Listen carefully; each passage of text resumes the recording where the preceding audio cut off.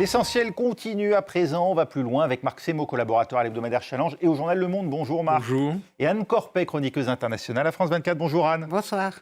Au sommaire, Donald Trump laisse les pays dépendants du pétrole et du gaz en provenance du Golfe libérer eux-mêmes le détroit d'Ormuz. Depuis la Corée du Sud, où il est actuellement en visite d'État, Emmanuel Macron lui juge irréaliste une telle opération militaire. Le président de la République qui s'irrite des atermoiements et des volte-face du président américain. On en parle dans un instant, on va plus loin.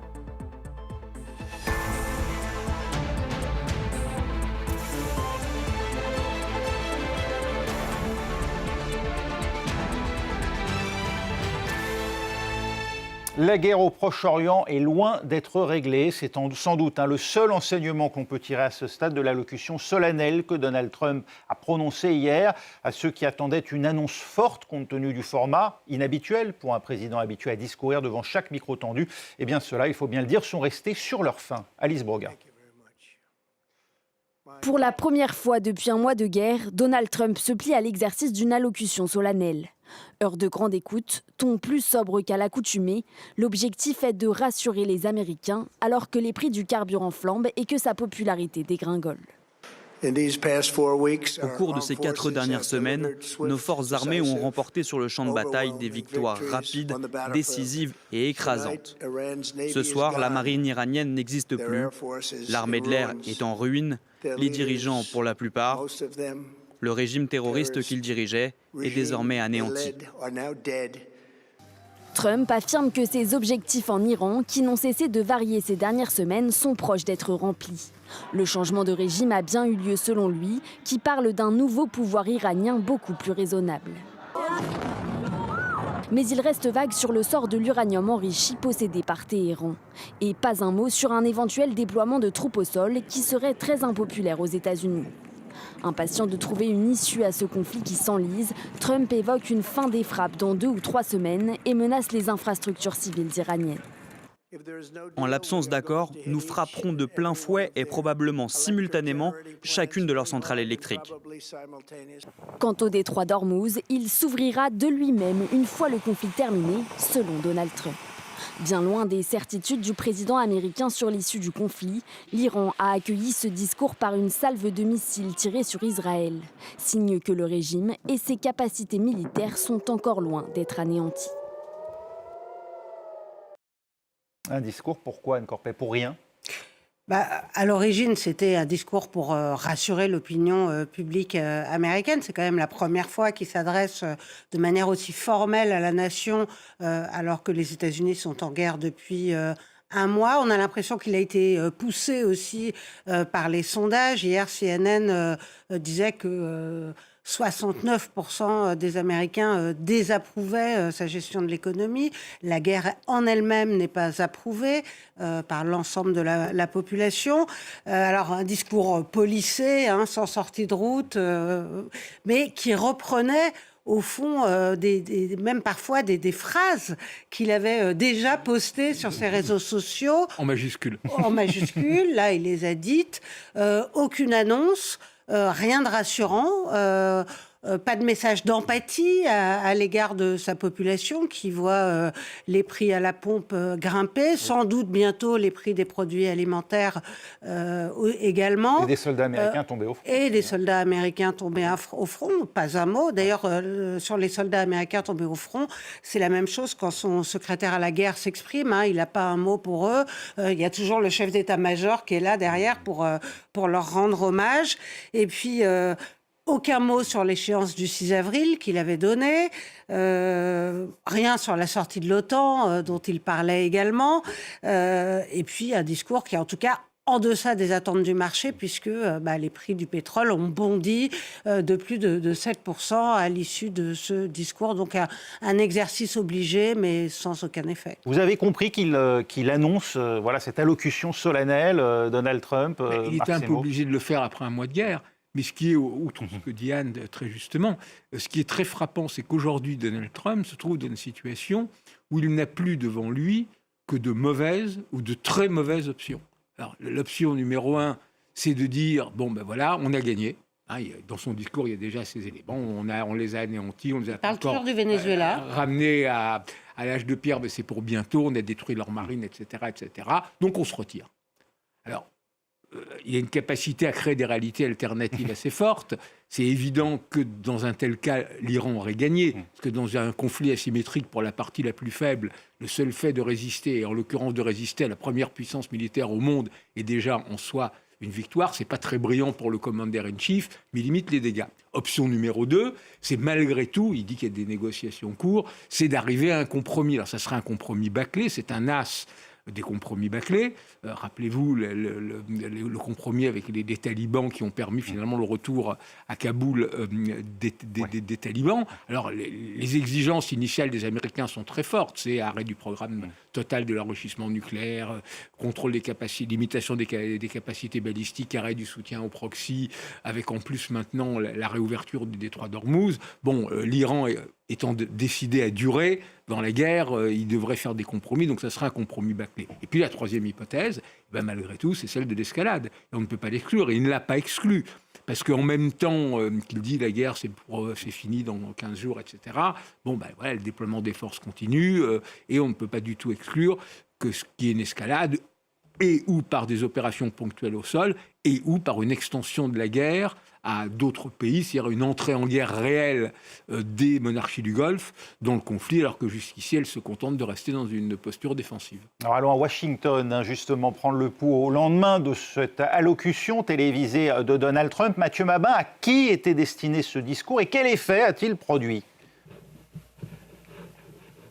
Alors, sans aucune sorte d'hésitation, le discours du président s'adressait aux électeurs américains, évidemment, même si l'intervention en Iran ne suscite pas un rejet massif dans l'opinion au point de devenir un sujet préoccupant à ce stade pour Donald Trump. C'est ce qui est probablement difficile à percevoir de votre côté de l'Atlantique. Quand ils sont interrogés, effectivement, les Américains, très majoritairement, sont plutôt hostiles à l'intervention, effectivement. Mais je dirais que jusqu'à présent, ce constat n'était pas de nature à inquiéter Donald Trump sur le plan purement politique. Pas encore, en tout cas. Dès lors que l'intervention américaine en Iran n'avait pas de conséquences économiques ressenties dans les foyers américains, en tout cas. Seulement voilà, au cours du mois écoulé, le gallon de carburant est passé à 4 $. Les chiffres de l'inflation sont moins bons qu'ils ne l'étaient avant la guerre, et ça fait que l'électeur américain se sent beaucoup plus concerné par ce qui se passe là-bas. Maintenant, pour les effets du discours, l'opinion n'est pas plus favorable à l'intervention. Le président a sans doute néanmoins gagné un peu de temps en prolongeant un peu la patience de ses supporters, notamment parmi la base MAGA. Mais là où son discours n'a semble-t-il pas eu l'effet escompté, c'est que les marchés auraient dû réagir beaucoup plus favorablement à l'annonce de la fin très proche des opérations. Donald Trump, qui se targue d'être capable, comme aucun autre président, de rassurer les marchés, justement, voit ici la limite, sans doute, de son pouvoir. Et c'est vrai que pour lui, ça n'est pas tout à fait une première, mais en tout cas, c'est un revers. Ce qui, ne nous trompons pas, constitue une vraie information. Si les marchés le lâchent, Donald Trump rappellera effectivement ses troupes, annoncera la fin de la guerre, comme vous l'avez dit à l'instant sur votre plateau, et la destruction totale de la menace iranienne, en attendant de voir les prix du carburant revenir à la normale. Merci Mathieu, vous restez avec nous. Donald Trump, à Anne Corpet, menace de ramener l'Iran à, je cite, l'âge de pierre. Est-ce que ces propos sont de nature à intimider les Iraniens ? D'abord, je voudrais dire que ce sont des propos extrêmement choquants qui concernent la population iranienne à qui il avait promis de l'aide. Il a réitéré cet après-midi avec un nouveau message assorti d'une vidéo montrant un pont en train d'exploser. Oui, il faut dire que c'est le pont le pont entre Karaj et Téhéran, le pont autoroutier le plus fréquenté d'Iran. Oui, vraiment un axe majeur. Et voilà, alors il s'en glorifie, il dit faites un accord avant qu'il ne reste plus rien de ce qui peut devenir encore un grand pays. Les frappes de l'aviation israélienne et américaine, alors après cette frappe malheureuse contre une école au premier jour de la guerre, qui a été attribuée à une erreur de ciblage, s'oriente maintenant, depuis quelques jours, clairement sur des infrastructures civiles, ce qui constitue, il faut le rappeler, des crimes de guerre. Donc, ils ont été frappés une entreprise de médicaments, l'Institut Pasteur, des universités, des sites religieux. À chaque fois, l'argument, c'est oui, mais il y a des armes, il y a des combattants qui s'y cachent. Même argument qui était employé à Gaza. À Gaza, le résultat n'est pas très probant. Hein. Le Hamas reste, justement, du fait de cette destruction massive, une force d'attraction. Et ça signifie, finalement, que les espoirs de voir advenir un nouveau régime capable de relever le pays et d'être plus conciliant avec l'Occident, ces espoirs sont finis. Et pour répondre à votre question, l'Iran répond de la même manière, en utilisant les mêmes arguments. On va frapper les hôtels du Golfe où il y a des troupes américaines. Ils disent avoir frappé cet après-midi une filiale d'Amazon. Ils disent être prêts à s'attaquer aux entreprises américaines et promettent l'humiliation de leurs ennemis. Marc Semo, ces frappes, est-ce qu'elles sont efficaces, les frappes menées par les États-Unis et Israël depuis un mois maintenant, au regard de la réaction iranienne ? Si le but est de faire céder les Iraniens, non. En même temps, ce n'est pas une surprise. Rarement, jamais, quasiment, un pouvoir n'a cédé uniquement par des bombardements. On peut parler du Kosovo. Mais il avait fallu 78 jours de bombardement, c'est gros comme 2 départements français. Et si finalement Milosevic a jeté l'éponge, c'est parce que les troupes commençaient à se masser aux frontières. Donc là, on n'en est pas encore là. Ensuite, il y a une vocation quand même, un sens très fort du martyr dans la culture chiite. En plus, l'Iran, d'une certaine façon, a conforté sa position stratégique en utilisant ce qu'elle n'avait jamais fait jusqu'ici, l'arme du blocage du détroit d'Ormuz. Qu'elle revendique désormais comme partie prenante de son territoire. Il y a un vote du Parlement qui dit que désormais, seuls pourront passer les bateaux qui ne viennent pas de pays hostiles et en plus un droit de passage. Donc, d'une certaine façon, un des effets totalement contre-productifs de cette intervention a été de précipiter justement ce contrôle iranien sur le détroit d'Ormuz, qui pose un énorme défi à toute la communauté internationale, bien au-delà d'ailleurs des Américains, vu son rôle à la fois pour le passage des hydrocarbures, mais aussi les engrais, etc., etc. Donc on est dans une situation assez paradoxale où l'Iran, et je terminerai là-dessus, a répondu avec une stratégie extrêmement habile de guérilla planétaire, de guérilla stratégique. Et on est dans cette logique du fort par rapport au faible, mais l'Iran là-dessus, tient et risque de tenir beaucoup. On voit qu'il a limité ses envois de missiles et autres parce qu'il veut apparemment tenir sur la durée. On ne sait pas réellement combien il a encore en réserve, mais ce qui est certain, c'est que ce pouvoir de nuisance de l'Iran va rester, et donc les Américains sont là-dessus totalement coincés. Mathieu Mabin, on a une idée au sein de l'administration américaine des moyens dont dispose encore aujourd'hui le pouvoir iranien ? Ce qui est certain, et si on s'affranchit des commentaires des experts multiples et variés qui ont désormais leur ronde serviette sur les plateaux de télévision ici aux États-Unis, un peu comme en Europe, une analyse froide du rapport de force entre les armées américaines et iraniennes ne peut pas offrir un autre résultat et un autre constat que la destruction, c'est vrai, sinon totale, au moins décisive de l'outil de défense iranien. Et comment pourrait-il en être autrement, après tout ? Oui, les capacités de fabrication de drones et de missiles iraniens n'existent sans doute quasiment plus, même s'il peut y rester effectivement quelques stocks.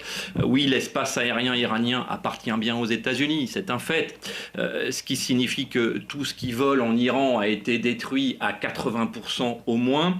Et oui, la marine iranienne, qui n'était clairement pas non plus la plus puissante du monde, a sans doute été envoyée par le fond, à l'exception de quelques bateaux de petite taille. On pense notamment aux fameuses et redoutables vedettes rapides des gardiens de la Révolution. Maintenant, quand un missile décolle d'Iran en direction d'Israël, alors que Donald Trump n'a pas encore fini un discours qui jurait justement que l'armée iranienne était anéantie, cela a évidemment un effet en termes de communication de guerre. Mais ce qui est certain, c'est que les états-majors du Pentagone, je pense aux militaires bien sûr, eux ne font pas de communication politique outre mesure. Et quand ils annoncent une cible détruite, c'est généralement qu'elle l'est.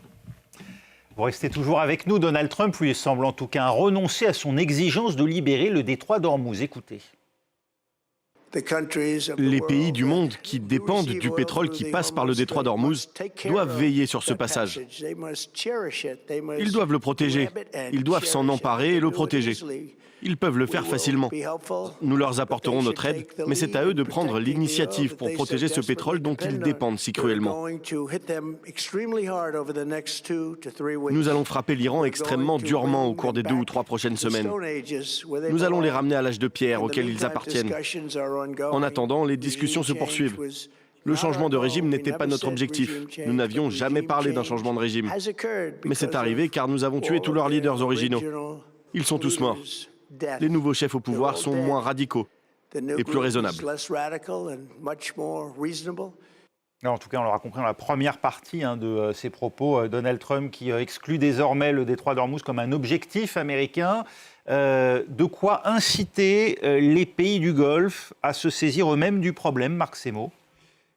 Oui, d'abord, c'est une énorme humiliation pour les États-Unis. Le propre de la grande puissance, de la superpuissance dominante mondiale, c'est de garantir la liberté de navigation dans les mers. C'est la première puissance navale du globe de très loin, les États-Unis. C'était avant les Britanniques. Ouais. C'est la Pax Britannica qui a duré quasiment un siècle, un peu plus. Non, c'était la Pax Americana qui a pris le relais. Donc dire, voilà, nous finalement, on se désintéresse de cette question du détroit d'Ormuz, sous-entendu, même s'il ne le dira jamais, parce que l'ego trumpien ne peut reconnaître l'échec, c'est parce que, il n'y a pas de solution. C'est quand même déjà terriblement humiliant pour la première superpuissance mondiale. Le relais, effectivement, c'est pour les États du Golfe qui essayent de sortir de cette nasse. Parce que, 30% déjà des exportations émiraties sont tombées. Et si ça continue comme ça, ils ont effectivement un petit débouché sur la mer d'Oman, mais ça ne suffit pas. D'où leur tentative à l'ONU de déposer un projet de résolution au Conseil de sécurité. Il est porté, je crois, par le Bahreïn et les Émirats, qui justifierait l'emploi de la force contre des bateaux, des éléments qui empêcheraient la libre navigation dans le détroit. Alors évidemment, il y a peu de chances que ça passe en raison de l'opposition de la Russie et de la Chine probable, mais ça serait quand même... La Chine alliée de l'Iran. Alliée de l'Iran, ce serait quand même déjà, malgré tout, gravé dans le marbre quand même quelque chose. Ensuite, il sera très intéressant de voir ce que vont faire notamment les Français et les Britanniques en tant que membres permanents. Parce qu'en même temps, en parallèle, il y a le projet, il y a une grande réunion en visio dirigée par les Britanniques, présidée par les Britanniques, pour une grande coalition avec une quarantaine de pays pour la liberté de navigation dans le Golfe. Mais, comme l'a dit crûment Macron, cela ne peut se faire qu'en concertation avec l'Iran et après la guerre. Donc le problème, c'est l'urgence. Donc là-dessus, ça va être très intéressant de voir si on fera du en même temps un peu foireux en mettant les choses de côté, ou si, quelle position on va prendre, parce que malgré tout, la question posée par le Bahreïn et les Émirats est tout à fait légitime, c'est celle, effectivement, que l'Iran puisse laisser passer. Juste un dernier point, à cette réunion des 40 pays, etc., on évoque quand même de nouvelles sanctions contre l'Iran, qui sont déjà absolument surchargées de sanctions, et l'idée de pression sur l'Iran. Anne Corpès, ça place les Occidentaux au pied du mur? Oui, enfin, les Occidentaux sont victimes de cette guerre. Ils sont victimes collatérales. En fait, avec cette guerre, Donald Trump a transformé une autoroute gratuite et sûre pour le pétrole en route dangereuse et qui risque d'être onéreuse. Selon l'agence iranienne IRNA, l'adjoint au ministre des Affaires étrangères iranien est en train de négocier avec Oman un protocole pour superviser et coordonner la circulation dans le Golfe. Autrement dit, installer des péages en yuan, ce qui va accélérer la dédollarisation de l'économie. Et ils pourront dire, non, les Américains, les Israéliens, vous passez pas. Vous avez fait quoi? Bon, allez, ok, vous passez.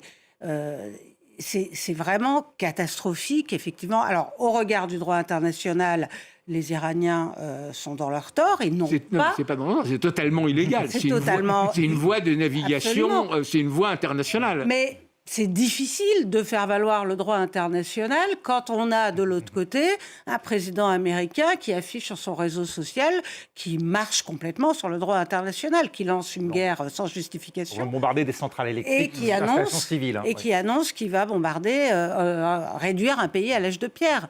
Donc oui, on est dans une situation complexe. Mais l'enjeu est énorme, parce que ça va bien au-delà d'Ormuz. Il y a Ormuz, mais il y a aussi Bab el-Mandeb, même si la situation est un peu différente. Mais le précédent que l'on puisse transformer une voie internationale maritime de libre circulation, de libre navigation, en une voie nationale que l'on contrôle et sur laquelle on demande un droit de péage, ça a des conséquences. Évidemment, aussi dans le reste de l'Asie, on pense notamment au détroit de Malacca, qui est l'autre grand détroit par où passe une grande partie du commerce mondial, qui est que la Chine, et à celui de Taïwan, évidemment. Oui. Quant aux alliés occidentaux des États-Unis, écoutez la réaction d'Emmanuel Macron, moqué par ailleurs par Donald Trump dans une vidéo mise en ligne, puis retirée à propos d'un incident survenu avec Brigitte Macron lors d'une descente d'avion à Hanoï l'année dernière. Écoutez ce qu'en dit Emmanuel Macron. Et donc les propos que j'ai pu entendre, auxquels vous faites référence, ne sont ni élégants ni à la hauteur. Voilà. Donc je ne vais pas y répondre, ça ne mérite pas de réponse. Ce qu'il faut faire, c'est agir pour la désescalade, pour un cessez-le-feu. Voilà, Emmanuel Macron qui s'en tient à vraiment la position française en la matière. Mathieu Mabin, Washington, la France est décidément dans le collimateur de Donald Trump en ce moment. Oui, même si là, effectivement, la passe d'armes avec le président français n'est pas vraiment une nouveauté. Il y avait déjà eu des épisodes de ce genre. Donald Trump avait déjà ironisé sur la relation entre le président et sa femme, et en privé, en des termes sans doute encore plus scabreux. Alors, c'est vrai que la presse démocrate ici a relevé l'événement, et il ne fait aucun doute qu'en Europe et particulièrement en France, bien sûr, cela est devenu un sujet, mais concrètement, ce qu'il faut comprendre dans cette affaire qui dépasse la vulgarité à laquelle le président américain nous a habitués, cet épisode souligne tout simplement la divergence de vues déjà ancienne, et dont vous parlez sur votre plateau depuis plusieurs minutes déjà, cette divergence qui oppose la France et les États-Unis quand il s'agit de faire la guerre au Moyen-Orient, tout simplement. Et sur ce sujet, il faudra sans doute attendre la fin des opérations, et surtout attendre de voir comment l'Iran se sortira de cette guerre pour pouvoir réellement compter les points, finalement, en tout cas les points diplomatiques. Merci Mathieu Mabin, en direct de Washington pour France 24. Anne Corpet, la France va pouvoir tenir cette ligne d'opposition ferme aux États-Unis, comme on le voit actuellement? Je pense qu'elle le doit, et pas seulement la France, mais l'Europe, qui fait preuve pour une fois, j'allais dire, enfin pas pour une fois, ça avait été le cas aussi face aux menaces contre le Groenland. La fermeté paye face à Donald Trump, et il a, avec Benjamin Netanyahou, semé un bazar incroyable. Il nous dit maintenant aller faire le ménage.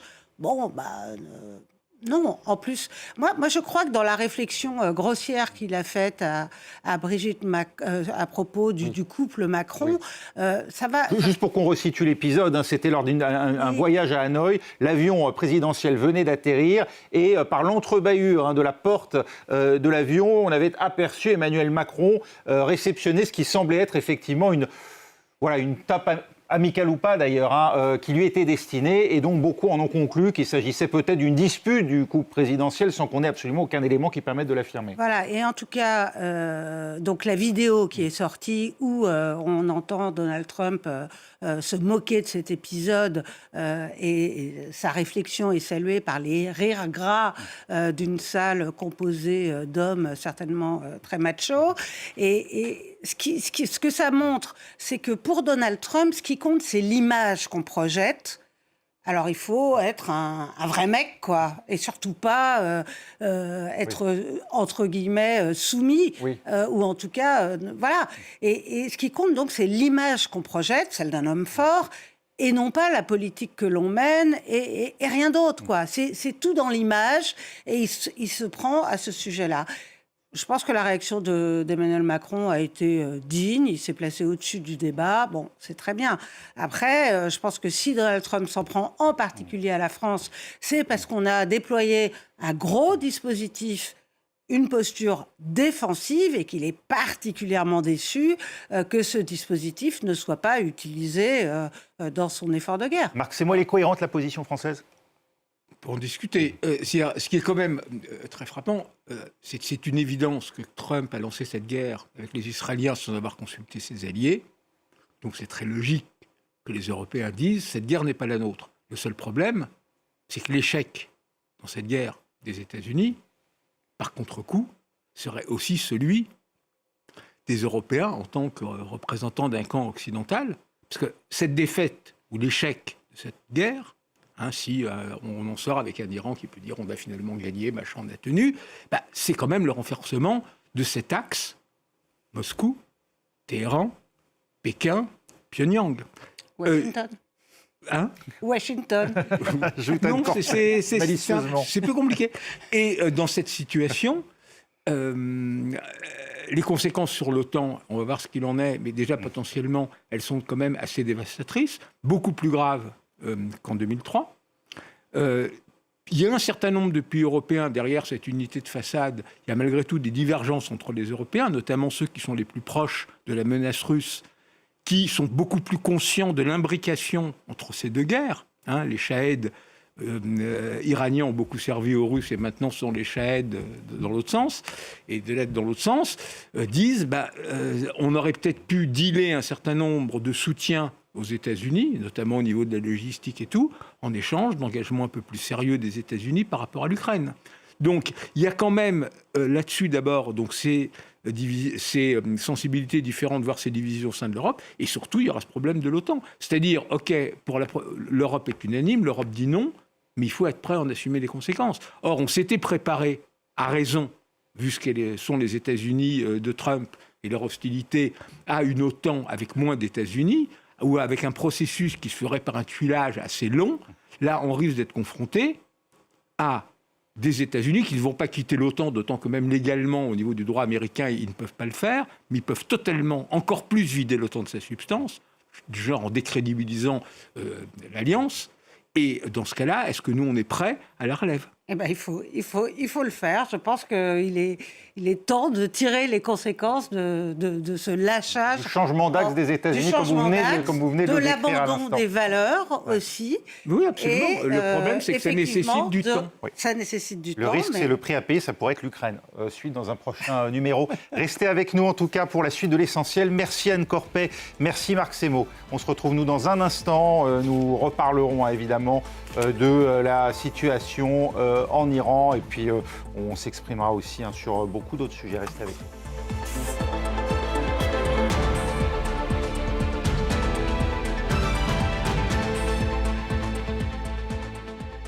Faites un tour complet de l'actualité dans l'Actu 360, aux côtés de Claire Hildebrand. Tous les faits, toutes les clés pour décrypter l'actualité. Je vous retrouve tous les soirs dans l'Actu 360 en direct sur France 24.